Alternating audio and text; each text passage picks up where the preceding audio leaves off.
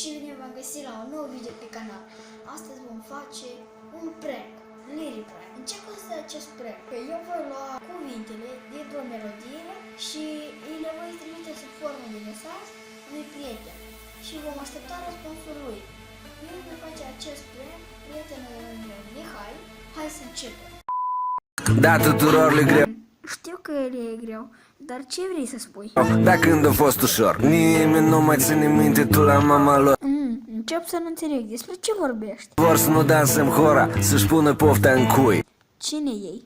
Noi nu suntem a nimănui. Cine noi? Despre ce vorbești? Eu chiar nu înțeleg.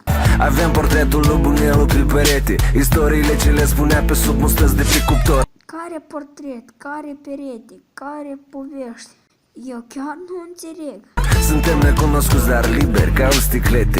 Despre cine noi vorbești? Și ea ca așa, ne bucurăm în ciuda lor. Băi, tu ești nebun? Sau ce? Despre ce vorbești? Asta precis, tu ești Bogdan.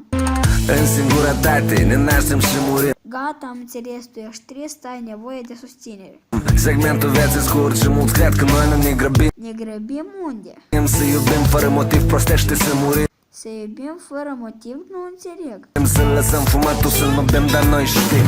Care fuma și băut? Ai 9 ani. Nu cum știm, noi credem, noi simțim, ca să ne meargă veșnic, dacă de deja ne oprim. Bogdan, nu înțeleg.